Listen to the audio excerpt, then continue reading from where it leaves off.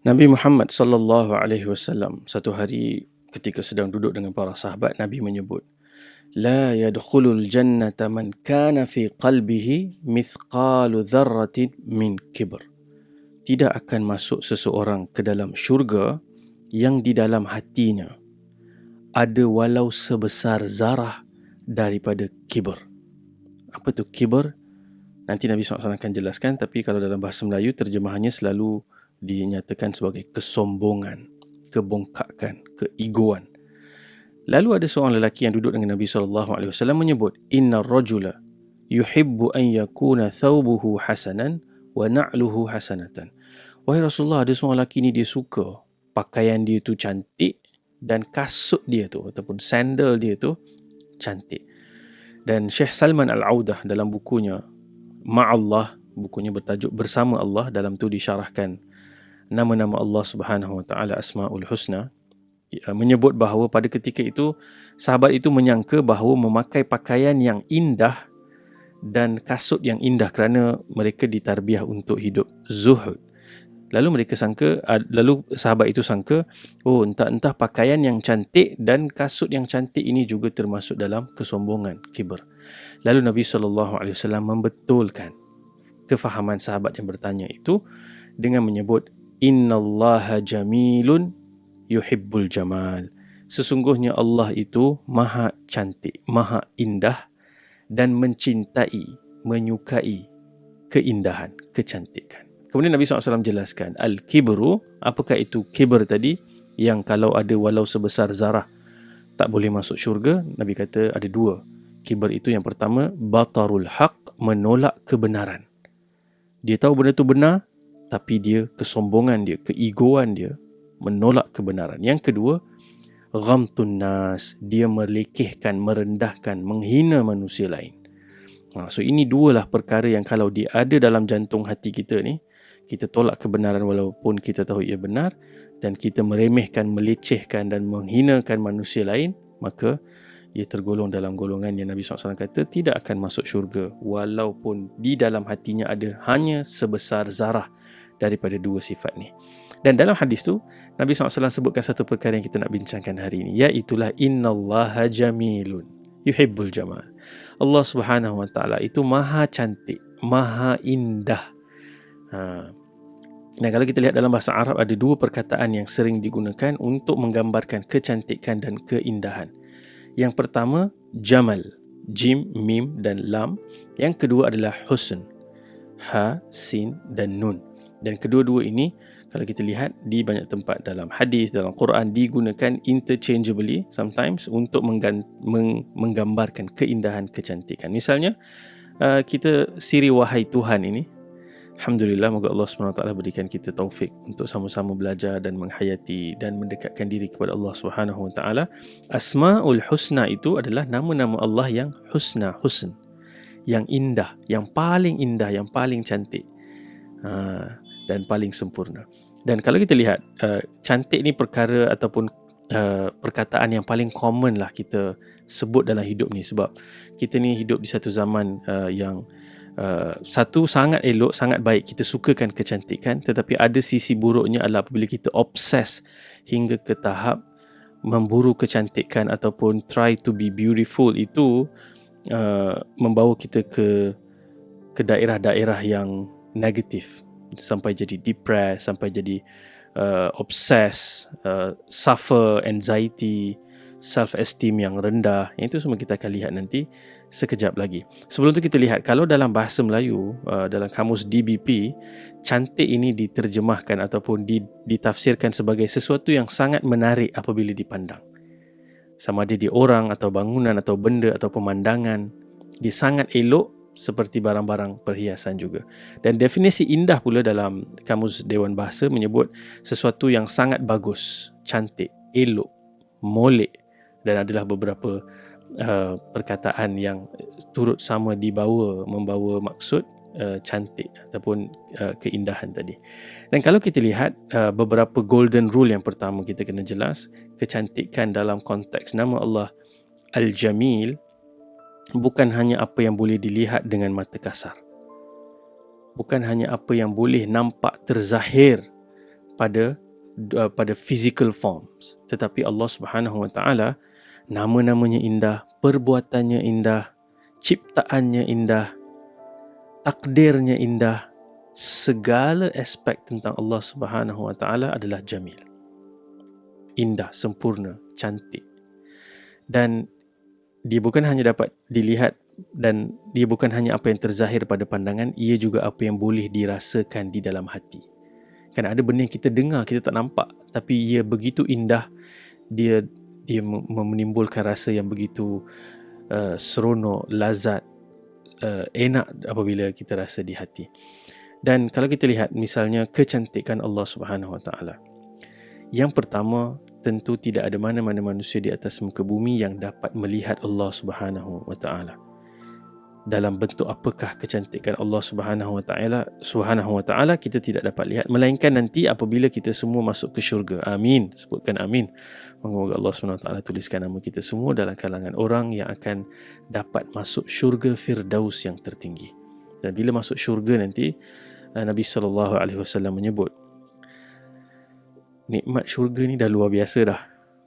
Dan Nabi kata bila sebut tentang nikmat syurga ni, Nabi sebut dalam satu hadis qudsi, Allah Subhanahu Wa Taala menyebut, qala Allah azza wa jal, a'dadtu li'ibadiyas salihin ma la aynun ra'at. Aku telah siapkan untuk hamba-hambaku yang saleh, yang berbuat baik, yang melakukan perkara-perkara kebaikan ni, apa yang tidak pernah dilihat mata, wala udhunun sami'at, dan tidak pernah didengar oleh telinga, wala khatara ala qalbil bashar, dan tidak pernah pun terlintas dalam imajinasi, fikiran maupun jantung hati manusia. Subhanallah.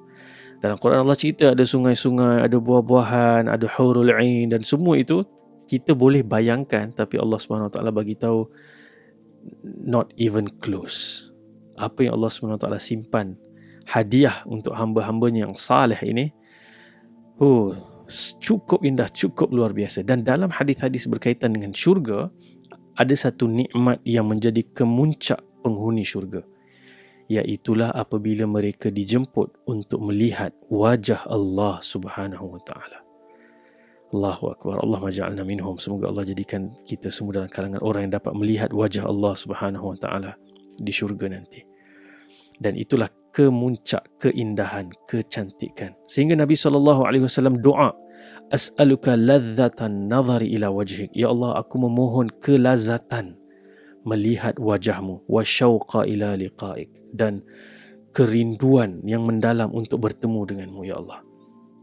Kita sama-sama doa ni. Sebab tu di dunia nak melihat kecantikan Allah Subhanahu Wa Taala, kita lihat dengan pelbagai aspek lain, iaitu kalamullah, semuanya indah. Ni nama-nama Allah ni, siri kita Asmaul Husna ini, kita cuba usaha kecil kita ni untuk memahami, menghayati dan merasakan keberadaan dan keindahan Allah Subhanahu Wa Taala dalam segenap aspek. Perbuatan-perbuatan Allah indah, ciptaan-ciptaan Allah Subhanahu Wa Taala indah, memberikan gambaran dan maksud lagi indah yang menciptakan.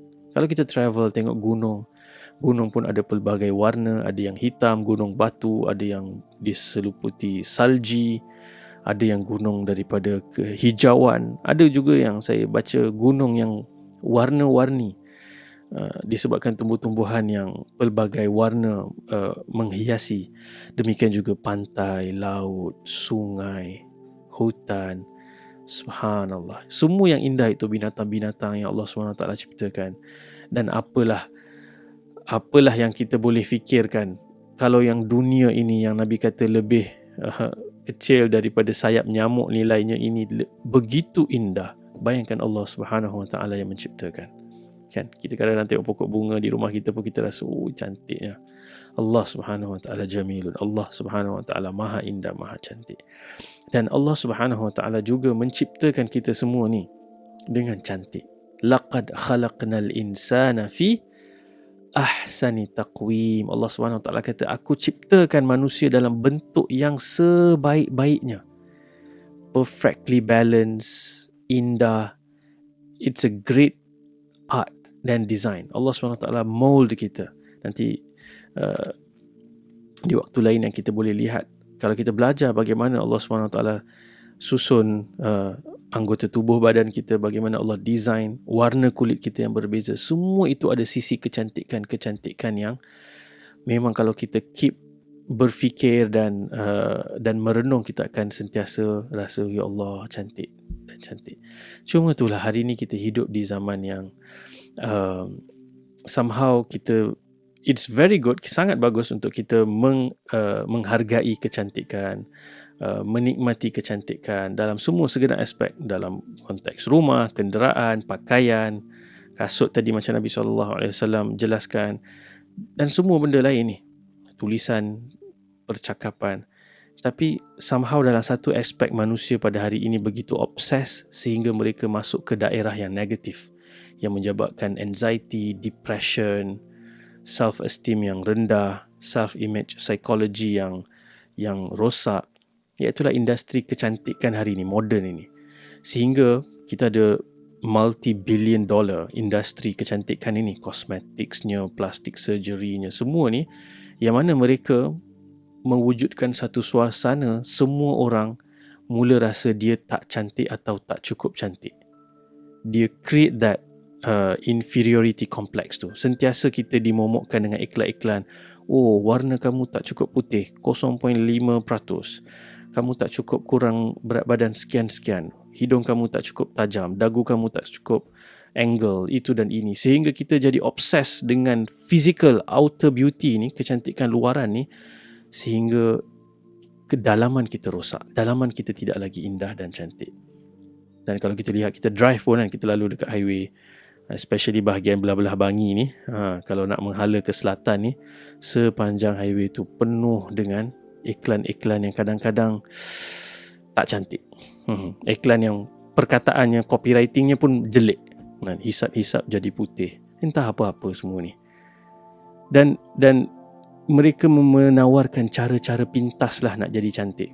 Dan kalau kita tengok, kita jadi inferior, dan ramai orang, moga Allah SWT bantu saya cukup empathy dan sangat berkasihan, dan saya doakan moga orang-orang yang suffer inferiority complex disebabkan dia rasa tak cukup cantik, dia rasa dia saya nak guna perkataan ni pun saya rasa berat, ugly, dia rasa diri dia ugly, buruk.